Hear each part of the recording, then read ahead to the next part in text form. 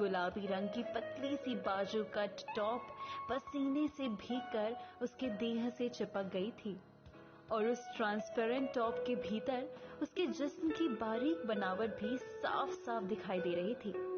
जांघों से बुरी तरह चिपकी हुई उसने एक ब्रांडेड जीन्स पहनी हुई थी जो कि इतनी जगहों से कटी हुई थी कि उसके गोरी जांघ और जांघों पर बने काले तिल भी साफ दिखाई दे रहे थे। नई पीढ़ी की स्टाइल और पसंद की शानदार उदाहरण थी वो। चेहरा गोरा और पतला था।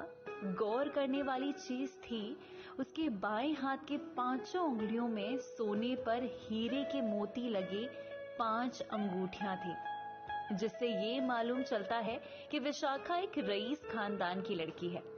खैर, गजब का कॉन्फिडेंट चेहरे पर लिए घूम रही थी वो। विशाखा सीढ़ियां चढ़कर कुछ देर हांफती रही। फिर फ्लैट नंबर 56 पर जाकर उसने दरवाजा नॉक किया।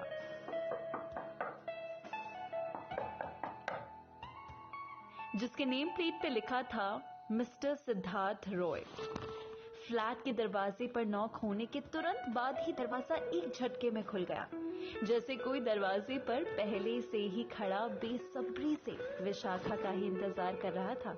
13वीं फ्लोर के सीढ़ियों के अंत में छुपी 2 आंखें लगातार विशाखा को घूर रही थी। विशाखा के नॉक करने के तुरंत बाद दरवाजा खुला और 2 जवान मजबूत मर्दाना हाथों ने विशाखा को इस तरह भीतर की ओर खींचकर ले गए जैसे कोई वहशी दरिंदा अपने शिकार को एक पल में झपट लेता है।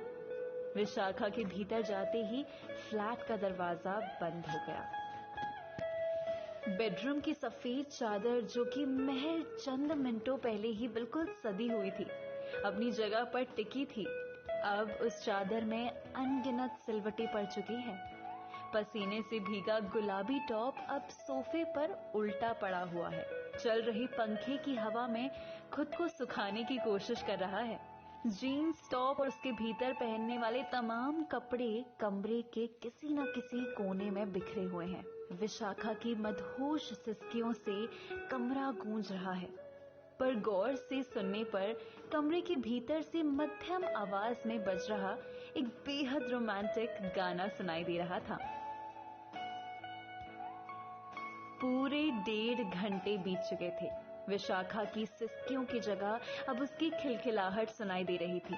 कपड़े अब भी अस्त व्यस्त ही पड़े हुए थे, पर विशाखा की नजरें बता रही थी कि वो जल्द ही अपने कपड़ों की तलाश शुरू करेगी। सिद्धार्थ डार्क कलर का एक हॉट जवान लड़का, उम्र तकरीबन 25 वर्ष। इस कमरे में विशाखा के सिसकियों की वजह वही था, पर अब वो किचन में है। विशाखा की पसंद की डार्क कोल्ड कॉफी बना रहा था और वहीं से भद्दे डबल मीनिंग के जोक्स मार मार के विशाखा को हंसा रहा था। अचानक विशाखा की खिलखिलाहट रुक गई जब बेड के कोने में पड़ा उसका महंगा एंड्रॉइड फोन वाइब्रेशन मोड पर किसी के मैसेज आने का संदेश देने लगा। झट से उसने अपना मोबाइल पकड़ा तो व्हाट्सएप में करण के 5 अनरेड मैसेज थे। चैट ओपन कर वो उन मैसेजेस को पढ़ने लगी। उंगली से सिद्धार्थ को चुप रहने का इशारा कर उसने अपना सारा ध्यान मोबाइल पर मैसेज रीड करने पर लगाया। Where are you, Wish? Wish, please listen to me. Please send me your live location and tell me where are you. Wish, तुम इतनी केयरलेस कैसे हो सकती हो? तुम्हें जरा भी अंदाजा है आज तुम्हारी मीटिंग ओबरॉय एंड कंपनीज के डायरेक्टर के साथ है।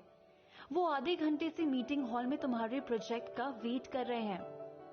अनरेड मैसेज विशाखा ने रीड कर लिए और उसे लगा जैसे उसके पांव के नीचे से किसी ने जमीन खींच ली हो। रिप्लाई करने का टाइम नहीं था उसके पास। जल्दी से अपने बिखरे कपड़ों को किसी तरह पहनकर वो बगैर सिद्धार्थ से कुछ कहे वहां से उसी तेजी से निकली जिस तेजी से वो वहां आई थी। अगर आज उसकी जगह उसके जूनियर ने प्रेजेंटेशन कर दिया तो उसका फ्यूचर बर्बाद हो जाएगा। एक अच्छी बात यह हुई कि लिफ्ट अब तक बन चुकी थी। लिफ्ट में ही उसने अपनी ओला कैब बुक की और लिफ्ट से बाहर निकलते ही उसे अपनी कैब नजर आई। कैब में बैठने के तुरंत बाद उसने अपने मोबाइल का लॉक खोला और करण के चैट में जाकर मैसेज टाइप किया, I am coming love, give me just 15 minutes. साथ ही उसे कुछ याद आया और उसने मोबाइल की गैलरी में जाकर उन सेल्फियों को हाइड किया जो अभी थोड़ी देर पहले ही उसने बगैर कपड़ों के सिद्धार्थ के साथ क्लिक की थी। ट्रैफिक की वजह से वो 15 मिनट के बजाय 23 मिनट बाद अपने ऑफिस पहुंची। कैब को 175 रुपीस पे करके वो भागकर ऑफिस की मीटिंग हॉल में जाने लगी, जहां उसका वेट किया जा रहा था। पर इसी बीच रिसेप्शनिस्ट ने उसे टोका। Vishakha ma'am, Oberoi and companies के लोग आधे घंटे में आ रहे हैं, तब तक आप अपनी प्रेजेंटेशन वर्क को फाइनल टच दे दीजिए। व्हाट? वो लोग अब तक नहीं पहुंचे? तो फिर करण ने मुझे इस तरह से झूठ बोलकर क्यों बुलाया? आखिर उसके दिमाग में क्या बात आई? कहीं उसे मुझ पर शक तो नहीं? यही सब सोचते हुए विशाखा मीटिंग हॉल में पहुंची और धम से वहां रखे सोफे पर बैठ गई। तभी वहां एक चपरासी विशाखा के लिए ठंडा पानी लेकर आया तो विशाखा ने उससे कहा, सुनो, पानी रखने के बाद जरा करण सर से कहना मुझसे यहां आकर मिले। पर करण सर तो पिछले 2 घंटे से कहीं बाहर गए हैं मैम, चपरासी जवाब देते हुए वहां से निकल गया। अब व्हाट्सएप पर करण से सवाल करने की बारी विशाखा की थी। दोस्तों, ये था इस कहानी का पहला भाग। आगे कहानी में क्या होता है ये जानने के लिए जुड़े रहे मेरे साथ ओनली ऑन कहानियों की दुनिया में प्लीज के अधिकारी थे ऑन। उसके बाद जो मीटिंग शुरू हुई तो कब लंच टाइम खत्म हुआ, कब शाम खत्म हुई, पता ही नहीं चला। रात के 9 बजे तक चल रही मीटिंग के बाद आखिरकार जीत विशाखा की हुई। जिस काम की जिम्मेदारी उसे मिली थी उससे कंपनी को एक बहुत बड़ा फायदा होगा और उस फायदे का 20% मिलेगा विशाखा को, जो कि अपने आप में एक बहुत बड़ी रकम है। चेहरे पर जीत की खुशी लिए विशाखा मीटिंग हॉल से बाहर निकली। वो चाहती थी वो जल्द से जल्द ये बात करण से कहे, पर उम्मीद से परे उसे नाइट शिफ्ट की रिसेप्शनिस्ट ने बताया कि करण सर तो आज दोपहर से ही लापता है, फोन भी स्विच ऑफ है। चिंता की हल्की सी शिकन उसके चेहरे पर आई और वो फिर हड़बड़ाकर ऑफिस से बाहर निकली। कैब बुक किया और अपने उस घर की तरफ चली गई जहां वो करण के साथ पिछले 3.5 साल से रह रही थी, बगैर उससे कोई रिश्ता जोड़े। दोनों लिव इन में थे। कार के खुले शीशे से ठंडी बहती हवा गाड़ी के भीतर आ रही थी। शायद जब विशाखा मीटिंग तो भयानक गर्मी से आम जनजीवन को राहत पहुंचाने के लिए बारिश हुई थी। इस हवा ने यह असर किया कि विशाखा की आंखें बंद हो गई और धीरे धीरे वो एक नींद समा गई। बेहद खूबसूरत नींद। बंद आंखों के भीतर ही सही उसका डर उसके दिमाग में बार बार कौंध रहा था। उसने देखा करण नशे में चूर है। वो सोफे पर बैठकर एक के बाद एक ड्रिंक्स के ग्लास खत्म किए जा रहा है। समंदर से गहरी करण की आंखों में उसे अपने लिए वितृष्णा के भाव दिखाई दे रहे थे। अपना बैग दीवार पर बनी हैंगर पे टांगते हुए करण के बिल्कुल नजदीक चली गई। करण अब भी गुस्से में उसे घूर रहा था। करण को शांत कराने के लिए या करण के दिल के भीतर छुपी बात को जानने के इरादे से ही शायद विशाखा ने अपनी सूखे होठ करण के वाइन से डूबे होठों में कुछ इस तरह मिला दिए कि दोनों मिलकर एक हो गए। करण गुस्से में था और अपना गुस्सा उसने विशाखा के नाजुक पतले होठों पर निकाला। बेरहमी से विशाखा के होठों को काट रहा था वो। इतनी बेरहमी से विशाखा उसके दर्द से तिलमिला रही थी। इस वक्त के अलावा अगर किसी और वक्त में करण ऐसा करता तो विशाखा उसे उसी पल दूर झटक देती और 1-2 थप्पड़ भी लगा देती। पर इस वक्त करण के गुस्से को कंट्रोल करना जरूरी था। इसीलिए विशाखा ने अपने दर्द को इग्नोर किया और अपना टॉप उतारने की कोशिश करने लगी। उसे लगा जैसे सब ठीक है। बेकार ही उसे ऐसा महसूस हुआ कि करण उस पर शक कर रहा था। उसके दिमाग का डर अब नियंत्रित होने लगा। पर तभी कमरे में एक जोरदार आवाज गूंजी। करण ने विशाखा की कोमल गालों पर एक जोरदार तमाचा जड़ा और एक भद्दी गाली करण के मुंह से निकल पड़ी। गालों के दर्द को हाथ से ढकते हुए विशाखा सवाल और गुस्से से करण को घूरने लगी। तभी उसकी घूरती नजरों को देखकर करण ने हरकत बदली और वाइन भरे ग्लास को अपने मुंह से उड़ेल दिया।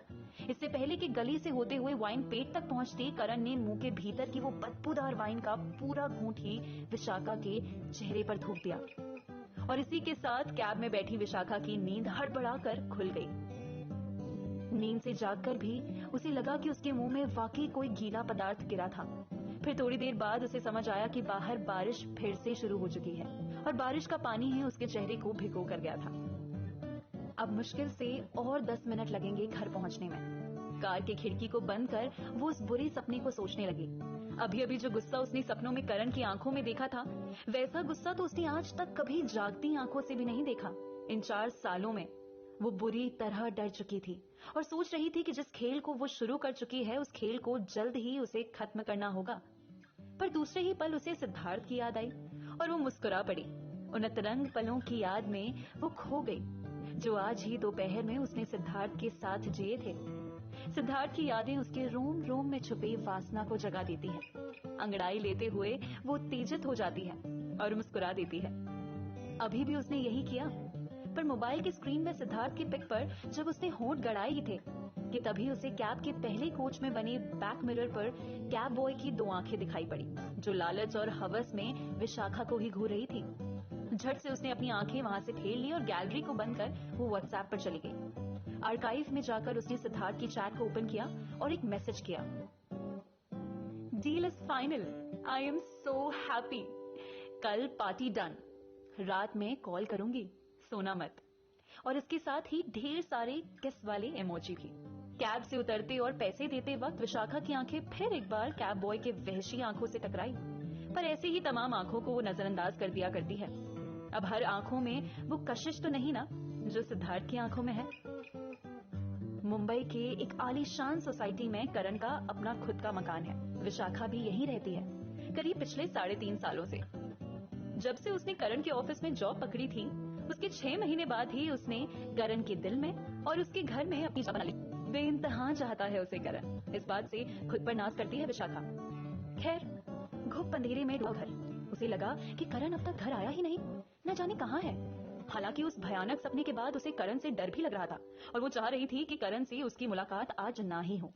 पर उसके घर में घुसने के चंद सेकंड बाद ही पूरे घर की लाइट ऑन हो गई और उसके ऊपर रेडीमेड फूलों की बरसात होने लगी। घर के हॉल के बीचों बीच खड़ी विशाखा के आसपास पूरी भीड़ शामिल थी जो कि अब तक अंधेरे की वजह से दिखाई नहीं दे रही थी। जोशीले तालियों की आवाज से पूरा हॉल गूंज रहा था। ये वही लोग थे जो करण के ऑफिस में काम करते हैं। विशाखा की जीत पर सब यहाँ उसे बधाई देने आए थे। करण मंद मंद मुस्कुराते हुए विशाखा को ही प्यार से देख रहा था।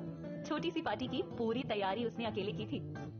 ओह, इसका मतलब ऑफिस से गायब होकर करण ने दिन भर आज यही किया। वो दौड़कर करण की गली लग गई और धीरे से उसके कानों के पास जाकर पूछने लगी, अगर डील कैंसिल हो जाती तो? इसके जवाब में करण ने विशाखा के चेहरे को अपने दोनों हाथों में भर लिया और बड़े प्यार से कहा, मुझे तुम्हारे शातिर दिमाग पर पूरा भरोसा है जाने मन। तुम्हारा दिमाग क्या सोच सकता है, क्या कर सकता है और क्या क्या खेल इस दिमाग में खेले जाते हैं, इसके पल पल की खबर है मुझे। करण के इस जवाब से फिर एक बार तालियों की गड़गड़ाहट होने लगी, पर पता नहीं क्यों विशाखा को लगा जैसे करण ने बड़ी चालाकी से उसे ये ताना मारा है। खैर, देर रात तक पार्टी चलती रही। करण खुशी से आज कुछ ज्यादा ही पी गया। जब सभी सोने चले गए तब तक रात के 2 बज चुके थे। घर घर की आवाज के साथ विशाखा के मोबाइल में सिद्धार्थ के अनलिमिटेड मैसेजेस आते जा रहे थे। इधर सोने से पहले करण विशाखा से बस एक राउंड सेक्स की जिद कर रहा था, पर विशाखा का दिमाग उसके फोन पर आ रहे मैसेजेस पर था। उसने बात का बहाना बनाकर जल्दी से फोन उठाकर बाथरूम के भीतर चली गई। सारे कपड़े उतारकर वो बाथटब के भीतर हल्की गुनगुने पानी में अपनी जिस्म को डुबोए धीमे आवाज से सिद्धार्थ से बातें कर रही थी। उसे करण के सरप्राइज पार्टी के बारे में बता रही थी और लेट से कॉल करने के लिए सॉरी भी बोल रही थी। उसे बिल्कुल भी अंदाजा नहीं था उसकी इन हरकतों को कोई बड़े आराम से अपने लैपटॉप पर देख रहा है। करीब आधे घंटे बाद जब विशाखा कमरे में आई तब तक करण सो चुका था, एक गहरी नींद में। फिर वो कौन है जो विशाखा पर इस कदर नजर जमाए हुए है कि बाथरूम में भी कैमरा हाइड करके किसी ने सेट किया हुआ था। दोस्तों, ये था कहानी का दूसरा भाग। ये कहानी बहुत ही ट्विस्ट एंड टर्न्स लेती जा रही है। मुझे तो पढ़ने में बहुत मजा आ रहा है और मुझे विश्वास है कि आपको सुनने में बहुत मजा आ रहा है। तो चलिए जानते हैं आगे कहानी में क्या होता है। जुड़े रहिए मेरे साथ कहानियों की दुनिया विद दीपिका पर ओनली ऑन पॉकेट एफएम और अगला एपिसोड अभी सुने।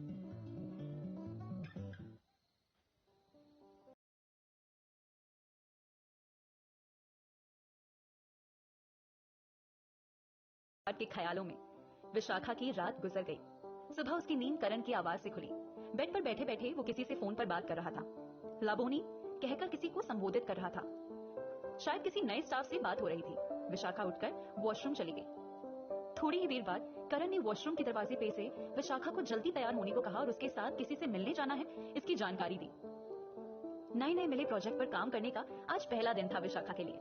हर चीज में परफेक्ट विशाखा आज भी किसी परफेक्ट लेडी बॉस से कम नहीं लग रही थी।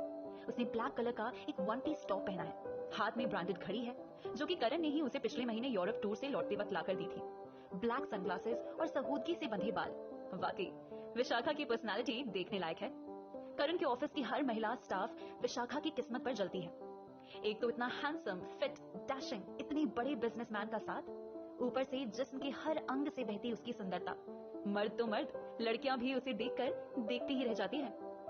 हाथ में कुछ जरूरी फाइल्स लिए वो करण के साथ कार की फ्रंट सीट में बैठ गए और आधे घंटे बाद कार मुंबई की एक जानी मानी सोसाइटी के बाहर आकर रुकी।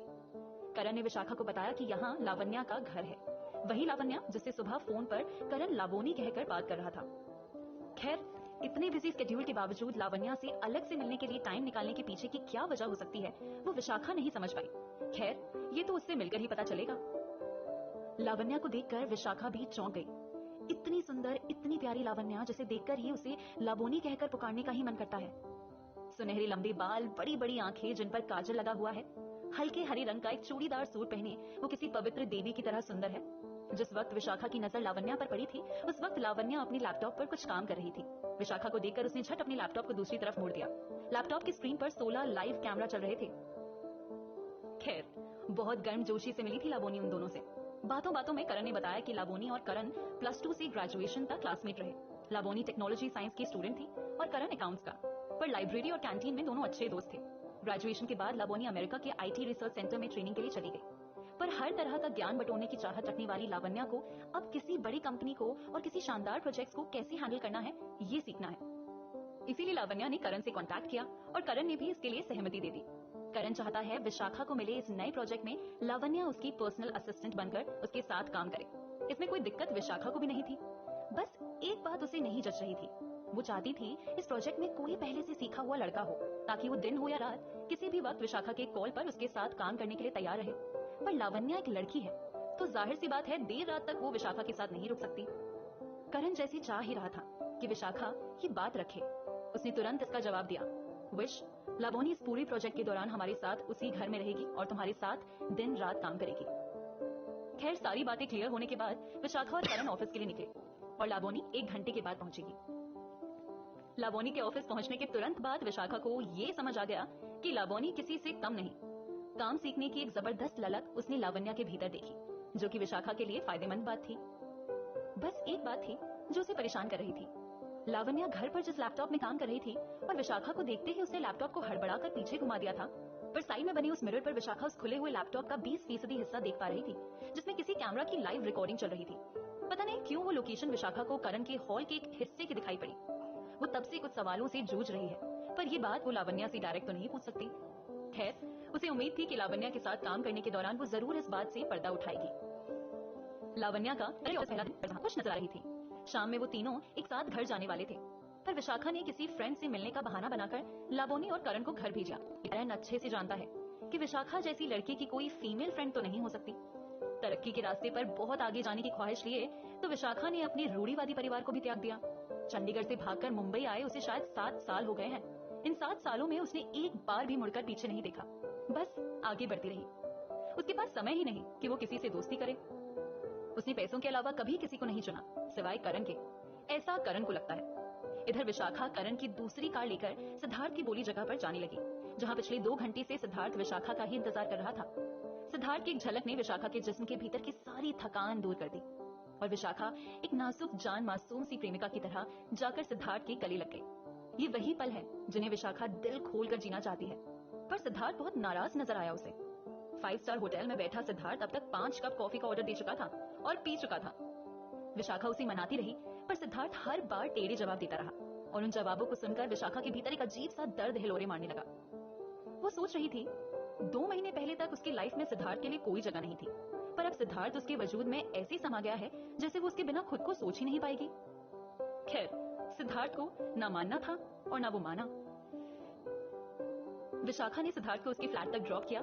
कार से उतरते वक्त अचानक सिद्धार्थ को पता नहीं क्या सूझा, उसने कार को दोबारा लॉक किया।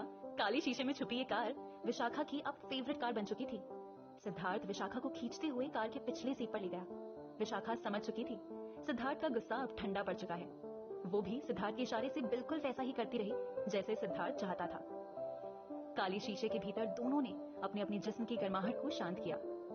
विशाखा की ब्लैक ब्रा के लास्ट हुक को लगाते हुए सिद्धार्थ को लगा जैसे दूर कहीं से कोई उन दोनों को देख रहा है, पर शीशे तो काले रंग के थे, फिर कोई कैसे उन्हें देख सकता है। विशाखा कपड़े पहन चुकी थी, हाँ, बाल बिखर चुके थे, पर उन्हें ठीक करने के लिए विशाखा के पास कोई चीज नहीं थी। रात के 10 बज चुके थे। सिद्धार्थ को ड्रॉप कर जब विशाखा घर पहुंची तो घर में कोई नहीं था, ना ही लावण्या और ना ही करण। गेट पर खड़ी वॉचमैन ने कहा, अब तक कोई घर आया ही नहीं। तो फिर वे दोनों पिछले 3 घंटे से कहाँ हैं?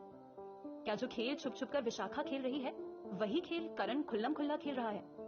मन में उमड़ रहे सवालों के उथल पुथल के साथ विशाखा अपने कमरे में चली गई।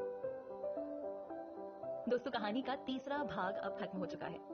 विशाखा जहां छुप छुप कर सिद्धार्थ से मिलती आ रही है, वहीं लावण्या उसकी जिंदगी में आ चुकी है और लावण्या और करण अभी तक घर नहीं आए हैं। आखिर वे दोनों गए कहां? ये जानने के लिए कहानी आगे तो सुननी पड़ेगी। तो अभी तक आपने अगर कहानियों की दुनिया